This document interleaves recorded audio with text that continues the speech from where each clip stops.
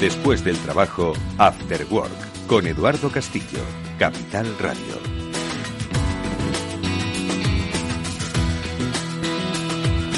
Muy buenas tardes, amigos, bienvenidos un día más a este Cyber After Work aquí en Capital Radio. Ya sabéis, es el programa de la ciberseguridad, el programa que habla del problema de nuestro tiempo, más allá del coronavirus. Precisamente por el coronavirus se ha puesto de manifiesto lo vulnerables que somos a nuestra permanente conexión con la red, a nuestra permanente conexión digital, las empresas y los particulares. Hoy, como siempre, vamos a hacer un interesantísimo repaso a la actualidad del cibercrimen, de los ciberincidentes, que son básicamente el modo que tenemos de aprender cómo actúan y aprender cómo podemos protegernos. Hoy, además, vamos a tocar un interesantísimo informe que ha realizado la compañía Sophos, en la que, a través de el análisis sobre el estado del ransomware en 2020, vamos a ver cuál es la realidad de las empresas. Os hago un adelanto. Un 53% de las empresas españolas en el año pasado sufrieron un ataque de ransomware importante, es decir, el secuestro de tus datos y el pago para recuperarlos. Y luego, ojo, la recuperación del mismo. Bueno, pues de ello hablaremos ampliamente con uno de sus responsables, con Iván Mateos, en la segunda parte de este programa, pero antes, como siempre, haremos un repaso a esa actualidad con la ayuda de los amigos y especialistas que nos acompañan cada lunes en este espacio de ciberseguridad. Ellos son Mónica Valle. Mónica, ¿qué tal? Muy buenas tardes. Hola, buenas tardes a todos. Buenas tardes, Edu. También nos acompaña Pablo Sanemeterio. Pablo, buenas tardes, amigo, bienvenido. Buenas tardes, Eduardo. Buenas tardes, Mónica. Oye, vamos a ver luego, Pablo, Mónica, este interesante informe de Sophos, en el que ya, me habéis oído, ¿no? He adelantado, pues el dato, ¿no? Un 53% de las empresas españolas sufrieron el año pasado un ataque de ransomware. Yo no sé si les resulta más sencillo responder a encuestas que denunciar los sucesos a la policía, porque muchas veces no somos conscientes, hasta que aparecen estos informes, de la realidad de la ciberseguridad en nuestro país. Pablo, Mónica, ¿qué opináis? Pues bueno, la verdad es que es difícil de decir, porque yo creo que en esta encuesta, si no me equivoco, la habían consultado como a 300 empresas en este país. Entonces, bueno, siendo una muestra bastante significativa, pues quizás no representa el 100% de la realidad. Pero sí que es llamativo que de esas 300, la mitad hayan sufrido un ataque, y lo que quizás falta en la encuesta es que nos hayan comentado si han puesto la denuncia. Yo creo que sí que la habrán puesto. Mira, 300 empresas de entre 100 y 5.000 trabajadores, ¿de acuerdo? Es decir, empresas que ya son bastante significativas. Hay muchos datos sobre lo que se puede llegar a perder si te afecta un secuestro de la información y una amenaza de este tipo. Mónica, ¿a ti qué te parece? Es muy interesante, como bien decís, al final pues extraen datos que son muy valiosos para luego poder tomar decisiones en el futuro, ¿no? Yo creo que este tipo de estudios, y este que vamos a comentar en concreto, lo que nos aportan pues son esos datos, esa información acerca de cómo está la situación, en este caso de la ciberseguridad de las empresas respecto al ransomware, y qué es lo que tienen que hacer para evitar ser la próxima víctima, ¿no? Y aquí, como veremos, pues todavía tienen que seguir invirtiendo en soluciones de ciberseguridad y en formación de ciberseguridad. Así que, bueno, no adelantamos más, que luego vamos a comentarlo todo con Iván. Ampliamente, pero bueno, esto nos da a entender que hay un problema, y es el problema de la protección que tiene nuestra empresa. ¿Tenemos alguna brecha de seguridad? ¿Somos conscientes de a lo que nos enfrentamos? Que se lo pregunten a una conocida aerolínea. ¿Quién ha viajado con EasyJet antes del confinamiento? Lo digo para que prestéis atención a la noticia que hoy nos traen los expertos de OnRetrieval.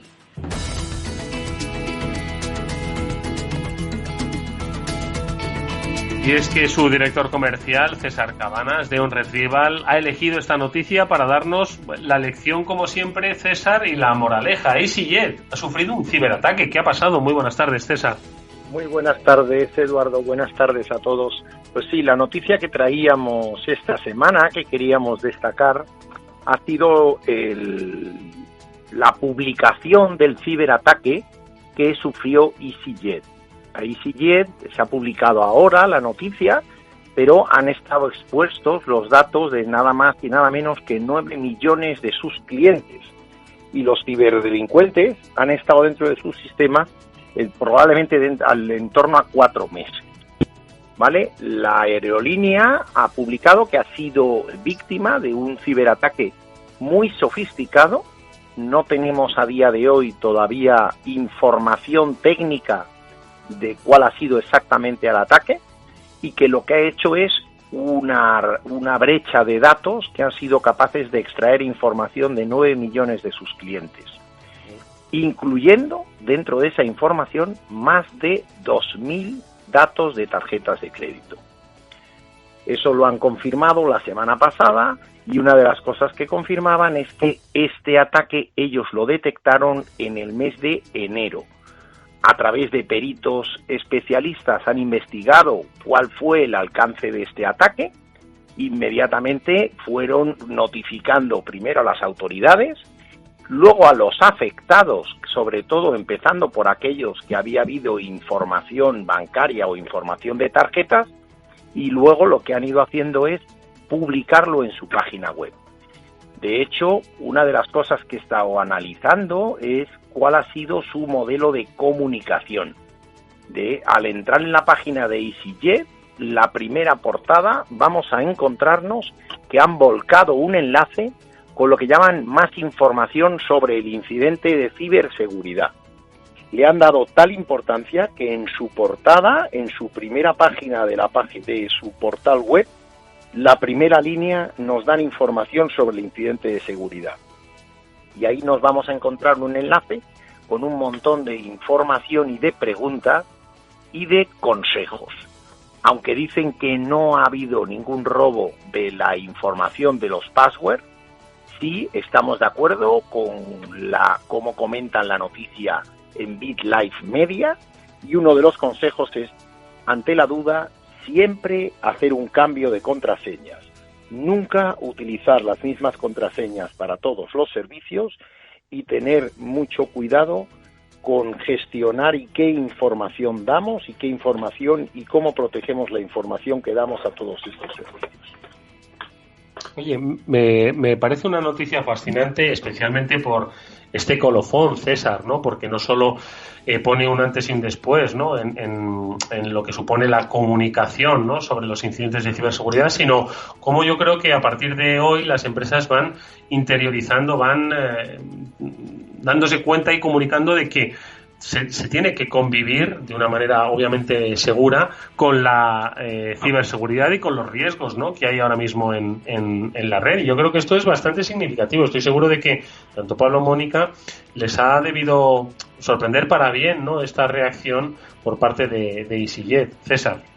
Claro, como hemos hablado en más de una ocasión, el riesgo cero no existe. Lo que tenemos que ser capaces es de controlarlo. Es el palabra de resiliencia, de cómo somos capaces de convivir con un riesgo razonable. Para eso lo que tenemos que hacer es, como tenemos que utilizar muchos medios, una página para viajar, necesitamos dar nuestros datos, hoy en día hasta para leer el periódico, lo que tenemos que hacer es ir aislando y separando la información que pueda estar expuesta en un portal, que no pueda afectarnos a que sean capaces de entrar en el resto. Fundamental, nunca utilizar la misma contraseña. Minimizar el riesgo de información que aportamos, porque vamos a tener que dar información. Seamos usuarios concienciados que el riesgo nunca va a ser cero, al igual que cuando cogemos un vehículo nunca el riesgo es cero, siempre tenemos que ir siguiendo unas normas y unas precauciones para minimizar el riesgo. Pablo, Mónica, ¿qué os parece esta noticia? Yo creo que es muy significativa por lo que comentábamos, ¿no? De la comunicación posterior, pero también lo que comentaba César de la sofisticación del ataque, algo que también hemos comentado en alguna ocasión, ¿verdad?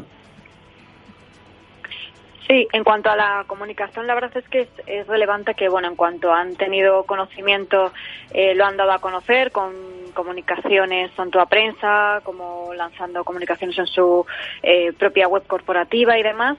Y a nivel del ataque, pues a falta de conocer más información, como bien decía César, es relevante, yo creo, y destacable el aspecto de que los ciberdelincuentes pudieron estar dentro de los sistemas durante más de 4 meses y sin ser identificados, ¿no? Eso yo creo que también da una señal de cómo una empresa como es EasyJet, esta aerolínea, que lógicamente tendrá y tiene muchos mecanismos de seguridad, y aún así, pues bueno, este ataque sofisticado ha conseguido permanecer dentro de sus sistemas tanto tiempo, ¿no? Por eso cuando nosotros siempre decimos aquí que todas las empresas, y especialmente las pequeñas y medianas, deben invertir más en ciberseguridad, pues es por esto, ¿no? Porque incluso una empresa que ya de por sí lo hace puede ser vulnerable, pues cualquiera lo puede ser. Pablo. Yo creo que es que, como bien dice Mónica, es que además estar 4 meses dentro de los sistemas da una idea de, con una empresa más, con su preparación y con su inversión en seguridad, de la necesidad de tener especialistas y de delegar esta seguridad en equipos de especialistas si no tienen la capacidad de tener uno propio, y de la importancia de estar 24/7 pendiente de todas las alertas y los elementos sospechosos que pueda haber, que la verdad es que esos son tantos a veces que yo creo que pueden dejar a cualquier equipo exhausto si no tiene la tecnología y los recursos adecuados. Bueno, pues la última recomendación, César, ya nos las ha dado, cambiar de contraseña. Esto pues para los clientes de EasyJet y para todos, asegurarnos de que la contraseña es robusta y tiene un doble factor de autenticación, como suelen recordar Pablo y Mónica. Pero bueno, también el mensaje para las empresas, que por muy grande que se sea y muchos recursos que se tengan, porque estoy seguro de que obviamente EasyJet tenía una red, se presuponía protegida, pero al final nunca se está seguro al 100%, ni las grandes ni las pequeñas, César. Exacto. Como decía Pablo, hay que tener recursos dedicados a la protección de nuestros sistemas a nivel empresarial. Las grandes empresas y las empresas que puedan tener los recursos propios los estarán internalizando, pero en el mundo de la pyme, nosotros desde OnRetrieval lo que tratamos es de facilitar todos esos recursos de equipos especializados a disposición de las pymes. Las pymes no pueden tener un equipo de expertos con dedicación exclusiva y tienen que apoyarse en compañías como la nuestra, como OnRetrieval, a la hora de facilitarle ese nivel de seguridad y ese nivel de expertise. Bueno, pues entended, empresas que nos estáis escuchando, que tan necesario es el wifi para conectaros y que vuestro negocio vaya bien, como esas plataformas, como esos marketplaces, como la seguridad, por cierto, de todo vuestro negocio. Es la noticia que nos han traído los especialistas de OnRetrieval, que, como ha dicho nuestro amigo y especialista César Cabanas, se puede hacer sin necesidad de tener grandes recursos económicos y además en remoto. A través del 900-900-381 podéis contactar con los expertos de OnRetrieval. César Cabanas, como siempre es un placer escucharte. Un fuerte abrazo. Un abrazo.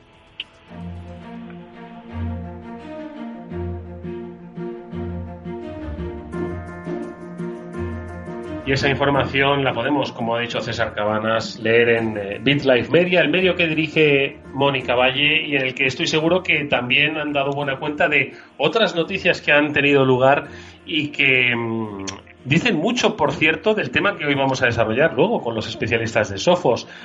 No sé si recordáis que la pasada semana hablábamos de un robo que se produjo en uno de los bufetes de abogados más importantes de los Estados Unidos, especialmente por la trascendencia de sus clientes, estrellas, famosos, etcétera, etcétera. Bueno, pues al parecer tenemos novedades, ¿no?, en el capítulo Culebrón, ¿no? Y es, pues básicamente, lo de el objetivo, ¿no?, final de estos ciberataques, ¿no?, que es sacar dinero, que creo que van a hacer una subasta para ir soltando la información. Esto ya es demasiado. ¿Qué os parece? Pues sí, bueno, Pablo, dale tú, que nos propuso él esta noticia. Iba a decir que es algo que dentro de los foros en general de ciberdelincuentes no es algo nuevo. O sea, en general también, cuando se tienen datos de tarjetas o cuando se tienen datos por los que puedan pagar algunas otras organizaciones, pues se suelen poner en subasta. En ese sentido, pues parece ser que han puesto los primeros gigas de información a subasta que publicado los de Lady Gaga, que parece que tienen contratos y similar, y están hasta el 25 de mayo, precisamente hasta hoy, con la subasta de la información de Madonna, que está en 1 millón de euros, y están garantizando la confidencialidad del comprador. Eso dicen los cibercriminales.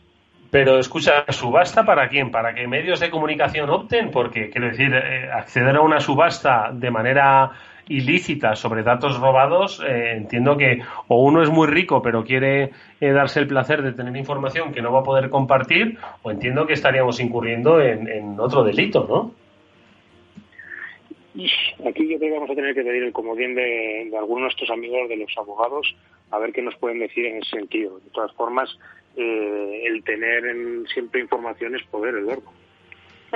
Hay una tercera opción que puede ser que estén de farol y simplemente digan que van a hacer esa subasta, que es muy confidencial y muy anónima, tanto el comprador como todo lo demás, y a lo mejor simplemente pues lo que quieren es forzar de alguna forma al bufete de abogados a que pague ese rescate porque se está negando a pagarlo como es lógico, ¿no? Entonces, bueno, es esa tercera opción que también creo que es de valorar. Bueno, pues tampoco que caiga algún incauto o algún ingenuo, les pague y nunca tenga nada. Bueno, pero yo creo que esto es muy muy significativo, ¿no? De cómo al final, ¿para qué sirven estos robos de información? El valor, ¿no? Del dato, el valor del activo que, pues en este caso, los bufetes de abogados, que es el secreto, ¿no? Tienen, pues ahí está, se ha visto vulnerado. Veremos, porque esto yo creo que me da a mí que esto es como lo de el culebrón del Ayuntamiento de Baltimore, que teníamos cada semana una novedad, ¿no? Bueno, pues yo creo que esto se va a convertir en el culebrón de este segundo trimestre, ¿verdad? Del mundo de la ciberseguridad. Más cosas, por cierto, y que tienen que ver con la situación en la que estamos viviendo ahora mismo, pues prácticamente todo el mundo. Se está hablando, Mónica, de la tecnología como la herramienta, ¿no? Para poder controlar las posibles propagaciones o brotes del coronavirus. Vamos a vivir, ¿no? Con tecnología que nos va a ayudar a monitorizar, pero ojo que no solo es una cuestión de privacidad, sino también de seguridad. ¿Qué es lo que ha pasado con esas aplicaciones, con esas apps que rastrean el coronavirus en las ciudades? Efectivamente, pues sí, el problema cuando se desarrolla tecnología de forma un poco precipitada y sin pensar en esa seguridad, en la privacidad, es que luego pasan cosas como las que contamos aquí cada lunes, ¿no? Que lamentablemente hay muchos casos así. En esta ocasión, pues una de esas aplicaciones oficiales para rastrear casos de coronavirus, que se llama Care19 de Estados Unidos, concretamente del estado de Dakota del Norte, pues se sabe que ha tenido un problema de privacidad. No es un problema como tal, un fallo de seguridad que ha tenido, sino que ellos conscientemente pues estaban ofreciendo esos datos de los usuarios que se registraban para efectivamente dar la información de si estaban infectados o no, y como ya sabemos que funcionan las apps de rastreo, pues el problema es que en vez de proteger esa información y quedarse solamente en esa aplicación, pues la estaba compartiendo con Foursquare, que es otra aplicación que sirve para decir dónde estás en cada momento, pero es una especie de red social que lo publicas de forma pública, nunca mejor dicho, ¿no? Es como un Facebook, pero de los sitios que visitas.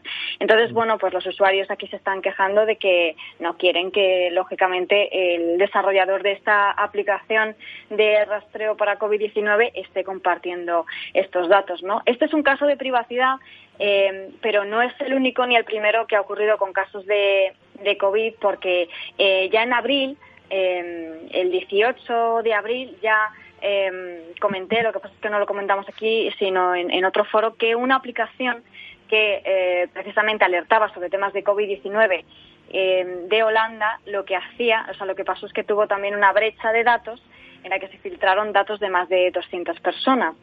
Entonces, bueno, simplemente estos son dos ejemplos que probablemente seguiremos viendo más y más, por lo que decía que no se ha pensado tanto en la seguridad y en la privacidad de este tipo de aplicaciones. Oye, ¿y qué ocurre con las supercomputadoras europeas, ¿no? Que pertenecen a instituciones y que, bueno, pues de alguna forma están concebidas para hacer el bien, ¿no? Para computar de una manera cada vez mayor y más rápida, que ojo, no se nos olvide que el coronavirus parece que es ha hecho como en otros aspectos de la vida, que solo hablemos de ello, y muchas veces se nos olvida de que hay quienes siguen criptando, o sea, haciendo minería de criptomonedas gracias al, digamos, secuestro, ¿no? o parasitación de determinados ordenadores. Y esto es lo que ha pasado, que se han dado cuenta, Pablo, si no me equivoco, hace pues prácticamente un par de días, que se han dado cuenta que se han utilizado, ¿no? A través de un hackeo, las supercomputadoras para eso, para el minado de criptomonedas. ¿Qué es lo que ha pasado exactamente? Bueno, pues en este caso, por lo que comenta la noticia, el caso ocurrió en enero, un poquito antes. Lo que pasa es que hasta hace unos días no lo han comentado, no ha sido hecho público la información. Y lo que ha ocurrido es que varios clústeres o varios centros de alto rendimiento, de alta computación de Reino Unido, Alemania y de Suecia se vieron afectados por un ataque. Se dieron cuenta cuando los investigadores que suelen usar estas herramientas pues para los cálculos nuevamente de distintas tareas que requieran grandes cantidades de computación, pues no eran capaces de entrar a las máquinas o no eran capaces de mandarle los trabajos a los servidores. Entonces, bueno, lo que se descubrió es que los atacantes habían conseguido entrar con unas contraseñas comprometidas, y su principal objetivo, como siempre me han dicho, el tema de las criptomonedas, lo que tienen por detrás es que tiene un algoritmo difícil de resolver. Entonces, si usas muchos ordenadores, un clúster de ordenadores como estos centros de alto cómputo, pues consigues monedas. Siempre hemos dicho también que las monedas que obtienes o el dinero que obtienes en criptomonedas no suele compensar el gasto en luz que tienes que hacer o el gasto en energía que tienes que hacer para conseguirlas, pero si la luz la paga otro, pues el negocio es redondo. Mónica, ¿qué te parece? Pues que es también un caso, la verdad es que bastante llamativo. Ya habíamos hablado de este tema del minado de criptomonedas antes, pero bueno, se han ido a la fuente que mejor podrían haber encontrado en este tema, ¿no? Entonces, bueno, como hemos comentado otras veces, pues la imaginación de los ciberdelincuentes que bueno, que si lo usasen para el bien, como decimos a veces, pues ojalá, ¿no? Pero en este caso, pues han ido a aprovechar donde podían obtener más beneficio. Bueno, pues ojo que, insisto, que lo decíamos al principio, que es muy difícil, ¿no? Estar 100% seguro, y hay que mirar en todos los frentes, ¿no? Hay muchos modos, ¿no? De sacar partido a través de las herramientas digitales, pues en este caso a través del secuestro, ¿no? Entre comillas, de la potencia de los ordenadores, y bueno, pues que las instituciones, ¿no? Que cada vez van a depender de estos superordenadores, pues tienen que tenerlo bastante presente. Y una última cuestión relativa pues a los 0D, que tanto le gustan a Pablo, ¿no? Que son estas vulnerabilidades pues críticas, ¿no? Que han alertado en este caso para Windows, ¿no, Pablo? Sí, en este caso ha sido para Microsoft Windows. Lo curioso además es que el martes pasado creo que venía ya el parche de seguridad donde se emiten. Normalmente Microsoft suele marcar en cada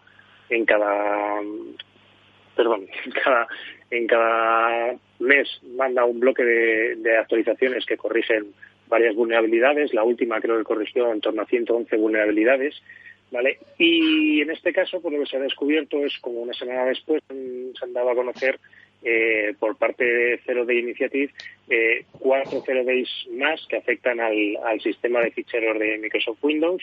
Las vulnerabilidades Zero Day, lo importante de ellas es que son desconocidas, con lo cual Microsoft todavía no ha tenido tiempo de parchearlas, está trabajando en parchearlas.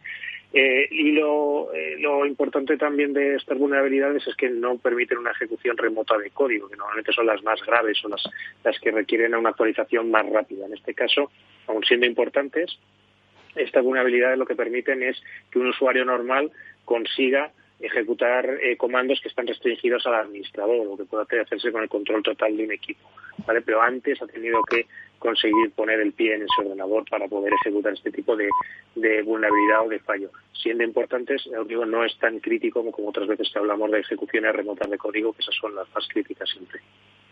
Bueno, pues ahí tenemos parte de la actualidad, lo que ha sucedido tanto en nuestro país como en otros países, a pequeñas empresas, a grandes instituciones. Ojo, porque hay muchos frentes, los que están abiertos para todo tipo de instituciones, hoy más que nunca, conectadas a la red global. Ahora vamos a ver cómo, en un ámbito mucho más doméstico y en un entorno mucho más manejable, también hay riesgos, son los que se han demostrado, han salido a la luz a propósito de ese informe El estado del ransomware en 2020 que ha elaborado Sophos Iberia.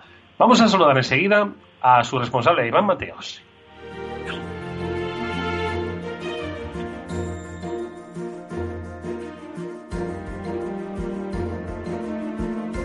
Porque el objetivo principal de este informe es dar a conocer la realidad de la ciberseguridad en el entorno empresarial español. Nosotros cada semana tratamos de decir que es que estas cosas ocurren y que no es necesario que tu empresa tenga 5.000 trabajadores, que incluso con 100 o incluso con 10 te puede pasar que un mal correo te acabe bloqueando la operatividad de tu empresa o sencillamente bloqueando los datos más importantes que son necesarios para el buen funcionamiento de tu negocio. Esto pasa y cada vez con más frecuencia. Es la primera conclusión de un informe que vamos a repasar ya con Iván Mateos, que es ingeniero de ventas de Sophos Iberia. Iván, ¿qué tal? Muy buenas tardes, bienvenido. Hola, ¿qué hay? Buenas tardes, Eduardo. Un placer saludarte, que hacía tiempo, la última vez que nos vimos no había confinamiento, pero bueno, ¿qué le vamos a hacer? Ojo, por lo menos la fortuna de poder conectarnos. Oye, el estado del ransomware en 2020, un informe importante que hace referencia pues a lo sucedido el año pasado, ¿no? En 2019, si no me equivoco, y que tiene una muestra muy significativa, ¿no? En muchas empresas responsables de tecnología que reconocen haber sufrido un ataque, pues más de la mitad de los que habéis encuestado, ¿no? Así es, o sea, ya llevamos haciendo este informe varios años. Sabéis que Sophos siempre tiene muy cerca todo lo relacionado con ciberamenazas y en este caso con el ransomware un foco especial. Y bueno, en este último informe pues hemos ampliado el rango, hemos llegado a unos 5.000 trabajadores, 5.000 responsables de IT a los que les hemos hecho la encuesta. Y bueno, la verdad que los resultados son cuanto menos curiosos. Solo en España se han encuestado unas 200 empresas, a 200 responsables de IT de estas empresas. Sí. Y además, para centrar un poco el foco y lo que decías, que no sea, digamos, una muestra, digamos, no válida, pues ese 50% ha sido entre 100 y 1.000 usuarios y otro 50% en empresas, digamos, más grandes de entre 1.000 y 5.000 usuarios. Oye, Iván, el informe lo hacéis de una manera periódica, regular. Con respecto al anterior, cuando viste los resultados de este, dijiste, bueno, era lo que esperaba, pero vaya pasada. ¿Qué dijiste? ¿Cuál fue tu reacción cuando ves los primeros datos? Bueno, pues la verdad que te sorprende que hay muchas cosas que no cambien. O sea, por ejemplo, el hecho de que ese 50% de empresas se mantengan. Yo recuerdo en 2017 que parecía que el ransomware era algo así más reciente. Ya se veía que al 50% de las empresas se había afectado al menos un caso de ransomware. Es más, incidiendo con que aquellos afectados muchas veces tenían incluso más de una infección. Y en este caso se mantiene ese rango por encima del 50% de las empresas encuestadas que reconocen haber tenido una infección de ransomware. Y bueno, hay datos muy significativos, hay datos que indican pues que la mayoría de las veces hay un éxito, que la mayoría de las veces las empresas se plantean hacer el pago del rescate. Hay datos muy curiosos, hay datos, la verdad, que bastante relevantes. Joder, ni tanto. Pablo.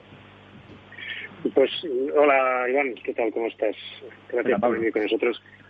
Yo quería hacerte una pregunta, porque hay la verdad es que me parece un informe muy interesante y con datos bastante reveladores, bastante interesantes. Por ejemplo, dentro de los sectores de las empresas que responden, en los sectores de IT y de tecnología son los sectores que más responden. ¿Crees que eso atiende a algún tipo de sensibilidad, quizás, de que estamos más cerca de la tecnología y que conocemos más el ataque, y en otros sectores quizás pues da un poco más de miedo reconocerlo? ¿O cómo lo veis? Sí, yo pienso que sí. O sea, las empresas de IT tienen bastante más claro el riesgo, saben que la continuidad de su negocio está directamente relacionada con una parada de servicio tan grave como pueda ser un ransomware, y muchas veces hay muchas empresas que infravaloran este riesgo, que piensan que que el que les afecte un ransomware muchas veces no saben ni lo que es y que entonces sí, pues ¿por qué tener miedo de un peligro que no sé ni cómo se llama, ¿no?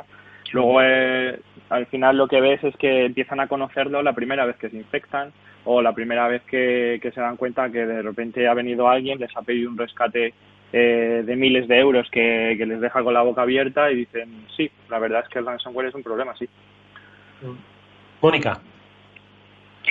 Hola Iván, pues la verdad es que es un estudio más que interesante porque da muchos datos que, como decía antes, yo creo que deben servir para que las empresas lo revisen y bueno, que no dejen de lado nunca la ciberseguridad y que sepan también por dónde empezar, ¿no? En cuanto a su ciberseguridad o por dónde seguir invirtiendo. En base a los datos globales del estudio, Iván, ¿tú qué consideras que deberían hacer las empresas en términos de protección frente al ransomware? ¿Qué tal, Mónica? Pues mira, hay un dato que sí que me ha gustado, pese a que no es un buen dato, hay un dato en esta encuesta que sí me gusta, que es que el 24% de las empresas fueron capaces de detener este ataque de ransomware. Y esto es un dato que parece poco, pero es un dato muy superior a lo que veníamos acostumbrados. O sea, las empresas se están dando cuenta de que hay tecnología para detener el ransomware, que pues, sabéis que Sophos cuenta con soluciones y que hay soluciones en el mercado muy potentes y aquí es un poco donde tiene que ir la tendencia. Las empresas tienen que saber, pues haciendo analogía, a mí sabéis que me gusta mucho hacer analogías con el mundo real y con la ciberseguridad. Pues bueno, muchas veces se tiende a pensar que invertir en ciberseguridad es algo que parece ser que hay que ir haciendo cada vez más y más, ¿no? Y yo la verdad que pienso un poco diferente. O sea, cuando yo pienso en un negocio, te lo puedes tomar si quieres como un coche al que puedes asegurar para si tienes un incidente. Ahí están los seguros de ciberseguridad, de los que también se habla en el informe. También puedes hablar de tener tu cinturón, de tener tu airbag, ¿verdad? Que en caso de un accidente te pueda salvar, y ahí están los backups y todo tipo de medidas de recuperación. Pero, por ejemplo, nadie piensa que tener frenos en el coche sea una inversión, ¿no? Es algo que parece que ni siquiera se considera un accesorio y para mí la ciberseguridad es algo así como los frenos del coche. Tú podrías ser capaz de frenar tu coche en una situación súper controlada donde sepas todo lo que va a pasar, pero al mínimo incidente, al mínimo que se te cruce un peatón, al mínimo que se te ponga un semáforo en rojo, no puede ser que tu negocio de repente se vaya al traste, que se pare en seco porque tú no tengas frenos. Y esto es un poco lo mismo, o sea, y esa es la conclusión también que aparece al final en el informe. Tú tienes que asumir que en algún momento vas a tener un incidente de un ciberataque, vas a tener un intento de ransomware, vas a tener un caso similar. Y lo que tienes que estar es preparado, para poder pisar ese freno, para poder responder, para que si todo no sale como tú quieres, tengas un plan B, un backup, incluso un backup fuera de línea, pero que sepas que a ti también te puede pasar. Eso de que a veces nos cuentan los clientes de, ay, ¿quién va a querer mis datos, no? Si a mí, ¿quién me va a hacer? Si yo soy una empresa pequeñita o a mí nadie me va a hacer nada. Bueno, pues al final lo que se ve es que esto afecta a todo el mundo por igual y los datos están ahí y básicamente lo que hay que hacer es conocerlo, detallarlo para que haya cuanta más información mejor y, por supuesto, estar prevenido. Oye, Iván, y de esos datos yo quiero hablar, ¿no? De cuál es el efecto real, ¿no? Hay una consecuencia, ¿no? Que es, pues que poco a poco va mejorando la conciencia de que te puede pasar a ti y que va reforzando, ¿no? Pues ese perímetro de seguridad, pero todavía, bueno, pues no es generalizado. Y esto, pues tiene consecuencias. Tiene consecuencias, además, en muchas direcciones. Coste económico, ¿no? Y tiene consecuencia, que lo refleja el informe además, en la propia recuperación del dato. Ojo, que no se trata de recuperar el dato, sino de recuperarlo también para siempre. Te lo han secuestrado y te lo pueden dar o no te lo pueden dar. 2, que esa paralización de la actividad te cuesta dinero. 3, que te están presionando para pagar además, que es que se va sofisticando todo mucho más, ¿no? ¿Qué es lo que habéis percibido en esta dirección, Iván? Bueno, al final esto, pues cada ransomware o cada tipo de amenaza tiene sus particularidades. Al final esto es un negocio mucho más rentable, yo creo muchas veces, que la ciberseguridad. Y lo que se ve es precisamente eso. Dependiendo de la víctima, el ataque se adapta. Si es una víctima que maneja datos confidenciales o datos de importancia, al final el atacante tiene muchas vías de donde sacar beneficio. Puede ofrecerle la recuperación de los datos, que muchas veces es como parece la salida fácil, ¿no? Y luego hemos visto las consecuencias de ello. Al final, pues este atacante te añade a su base de datos. Cuando tenga una nueva versión del ransomware, le va a gustar que la pruebes otra vez, a ver si te apetece volver a pagar. Muchas veces te dan las claves de recuperación como yo digo, por fascículos. Te dan una clave, te dicen, ¿ves cómo funciona? Pues ahora si quieres más claves puedes seguir pagando.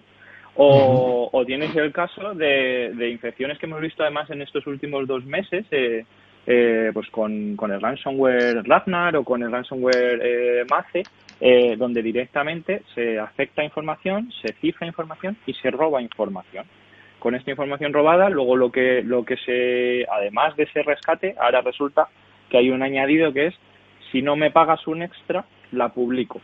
Y eso, por ejemplo, lo ha visto EDP, la portuguesa, ha visto cómo se han empezado a publicar datos en la red, igual, por fascículos, como dando el mensaje de, si no pagáis, yo sigo publicando. Y en Estados Unidos, por ejemplo, esto es un caso muy habitual. Allí son especialmente sensibles con la publicación de datos y la extorsión casi se convierte en el principal sistema de ingresos de esta gente que se dedica a hacer ransomware.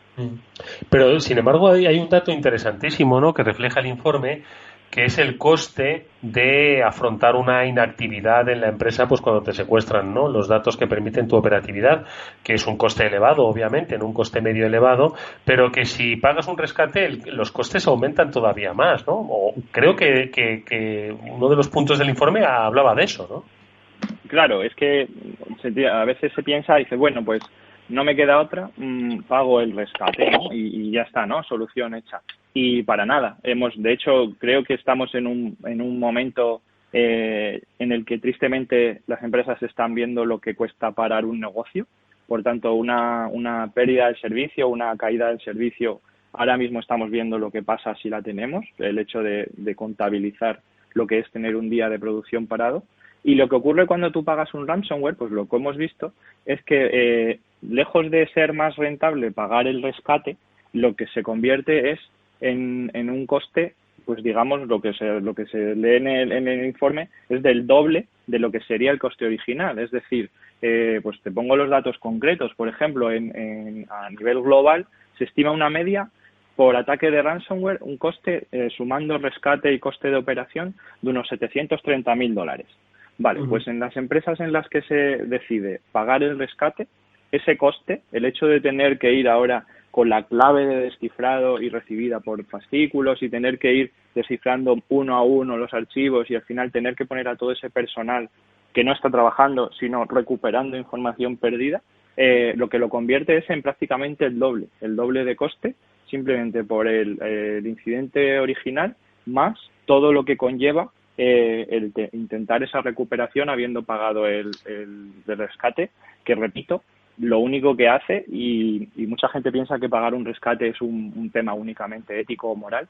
Pagar un rescate lo único que supone es entrar en la base de datos de clientes de este grupo de ciberdelincuentes que te haya tocado, para que la próxima vez que tengan uno nuevo seas el primero en el que piensen para volver a infectar. Bueno, pues medios de comunicación, empresas de ocio y entretenimiento, muchas del sector privado, también el sector público, pero ojo que parece que hacen bien los deberes, son algunos de los objetivos principales. Y muchas más cosas que vamos a comentar con nuestro invitado, con Iván Mateos, especialista de Sophos, pero será a la vuelta de esta brevísima pausa. After Work, con Eduardo Castillo. Están aumentando los ciberataques a empresas y nosotros trabajando la mitad desde casa. Imagínate la protección que tenemos. Aquí contamos con las soluciones de ciberseguridad de OnRetrieval. Nos aconsejaron desde el principio y diseñaron un plan para proteger toda nuestra red. Y eso que la mayoría teletrabajamos. ¿Y estáis tranquilos? Claro. Nos gestionan la seguridad de forma remota, previenen ataques y robos de información y además son especialistas en recuperación de datos. OnRetrieval, soluciones de ciberseguridad para su negocio. Llame al 900-900-381 y pregunte por la promoción Capital Radio y OnRetrieval. Si llama este mes, le haremos una auditoría de seguridad totalmente gratis. Hola, soy Leopoldo Abadía, autor de La Crisis Ninja, y quiero hablaros de lo normal. Lo normal es que cuando compramos algo sepamos cuánto tenemos que pagar, ¿no? Pues eso mismo debería suceder a la hora de invertir. Por eso me gusta Finanbest, comisiones bajas y claras, sin letra pequeña. Entra en finanbest.com y descubre que lo normal es extraordinario. Lo normal es Finanbest. Eduardo Castillo en Capital Radio. After Work. Mónica Valle, con Pablo Sanemeterio, estamos hablando del estado del ransomware en 2020, que es un informe de la compañía Sophos, cuyo especialista Iván Mateos nos acompaña. Nos habíamos quedado pues en el análisis pormenorizado. Va evolucionando, las empresas van siendo conscientes, pero como decíamos, pues en la noticia, por ejemplo, al principio, ¿no?, de EasyJet, se va sofisticando todo cada vez más, la forma de extorsionar y la forma de entrar. Pablo, ¿qué otros aspectos crees que deben ser destacados del informe con Iván? Bueno, la verdad es que justo me he quedado en el dato más interesante que he visto, que es ese coste doble de haber pagado el rescate frente a recuperarte con tus backups o con tus medios sin pagar. Entiendo que gran parte está en ese primero, una parte del pago que tienes que hacer del ransom y el otro la gente que tienes descifrando volúmenes y recuperando y limpiando los datos que te quedan. Pero otro dato que me ha llamado también mucho la atención es las pólizas de ciberseguros, que es una cosa que siempre hemos hablado aquí en este programa, que es que existen seguros que te aseguran frente a incidentes informáticos, frente a que tengas una inundación, frente a cualquier fallo que pueda tener tu equipo, etcétera, pues está cubierto con un seguro. Lo sorprendente es que he visto que hay un porcentaje alto que no están cubriendo gastos de ransomware. ¿Qué crees que se puede ver esto, Iván? Bueno, aquí vamos a no hablar de opiniones, ¿vale? O sea, los seguros al final son rentables por aquellas veces en las que no pagan y bueno, pues muchas veces hay muchos seguros que efectivamente no cubren todos los supuestos. Bueno, es eso, Iván, perdona, eso pasa en la casa, cuando uno de repente ve la letra pequeña dice, ¡ostras, la gotera! ¿No? Pues entiendo que también puede pasar aquí lo mismo, ¿no? Claro, exactamente, y volviendo al ejemplo del coche, si el accidente es culpa tuya o si no reúnes X condiciones, pues resulta que el seguro puede no pagarte, y aquí es lo mismo. Los seguros pues al final es otra forma de negocio que tiene que ser rentable, y muchas veces, o bien porque la póliza se ha planteado con unas medidas un poco más antiguas, o porque era más caro contemplar el ransomware, o por lo que decíamos al principio, que no se conoce este riesgo, pues muchos usuarios o muchas empresas no contemplan o no revisan la totalidad de la póliza y no se dan cuenta de que en los casos de infección de ransomware, que al final son los que te pueden tirar abajo un negocio, pues no se cubre este pago de indemnización o del rescate o lo que incluya la póliza en aquel caso. Pues yo estaba viendo también en el informe un apartado que le dedicáis a las técnicas, ¿no?, de ciberataque del ransomware, porque también es muy interesante analizar cuáles han sido esas técnicas y sobre todo los vectores de ataque por donde han entrado. Y estaba viendo que la tendencia sigue siendo a través del email, ¿no?, en un 29%, por delante de incluso en servidores vía remota, etcétera. ¿Qué opinas sobre esto, Iván, y qué se puede hacer? ¿Todavía falta esa concienciación y formación, o qué deberían hacer las empresas para evitar que el email siga siendo esa vía de entrada de ciberataques constantes? Claro, lo estabais diciendo justo antes de entrar yo, que estaba escuchando la entrevista, estabais hablando de vulnerabilidades de día cero, estabais hablando de lo difícil que es para un fabricante ir constantemente al ritmo en el que aparecen vulnerabilidades. Por eso, cuando se empiezan a analizar técnicas de ataque y sobre todo también cuando se analizan técnicas de protección, pues los sistemas avanzados, nosotros hablamos de Intercept X como sistema para protección, pues en lo que se basan es en estas técnicas, lo que se basan es en las técnicas de explotación, en la superficie de ataque, reducirla al máximo posible para no depender de ese día a día de hoy aparece una vulnerabilidad, mañana otra, ahora resulta que no se ha parcheado, para no tener que estar, digamos, con esa prisa, que al final es una carrera que antes de empezar ya has perdido.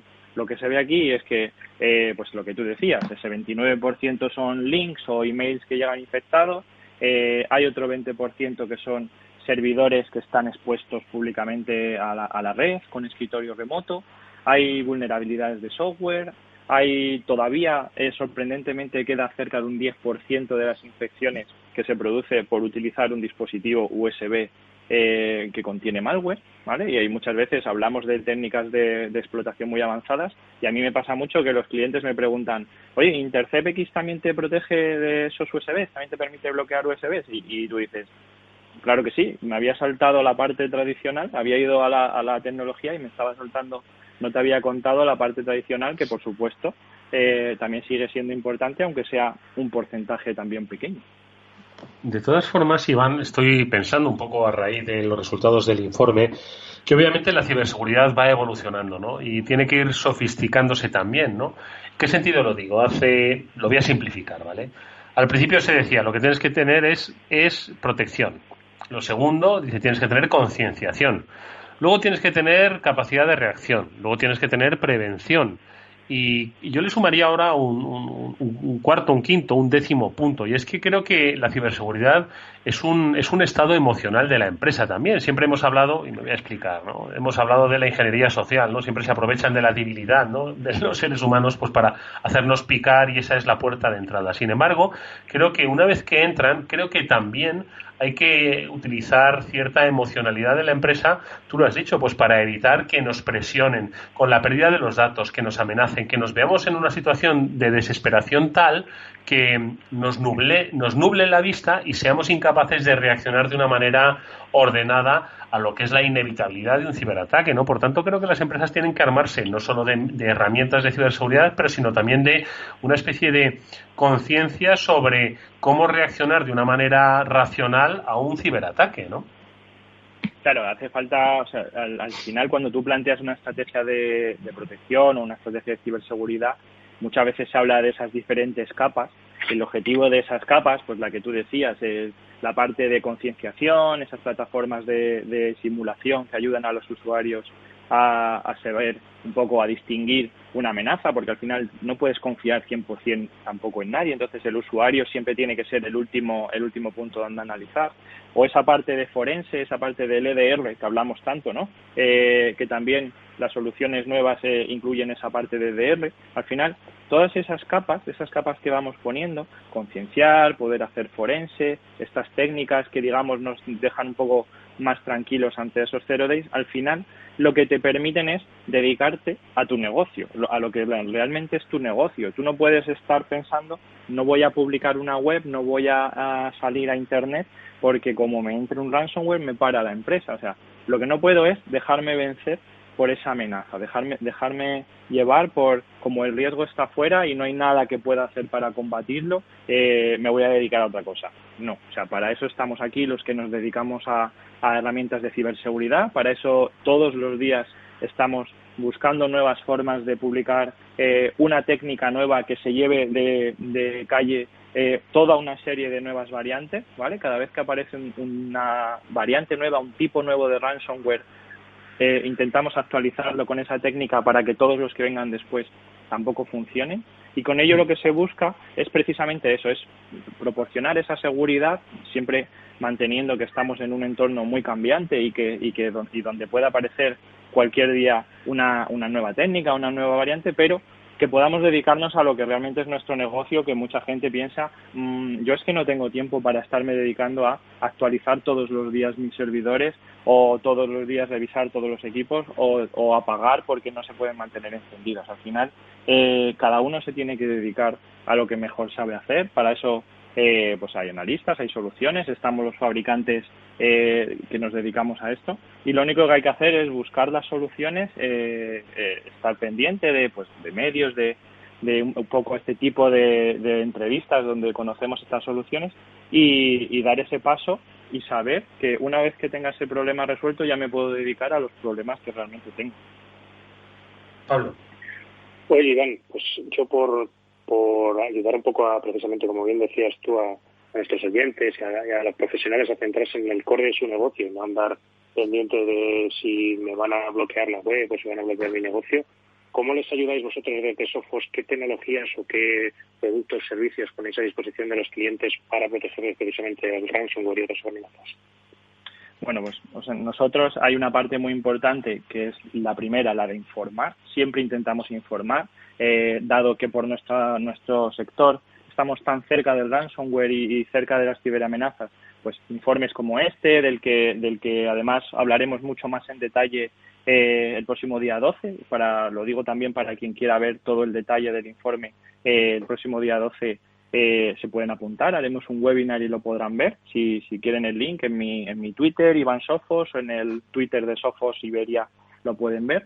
Esa es una parte, la parte de información, y luego está la parte de tecnología, y en tecnología hay dos cosas que son súper importantes. Una es tener un buen producto, y ahí intentamos tener pues el mejor, y si no es el mejor, uno de los mejores.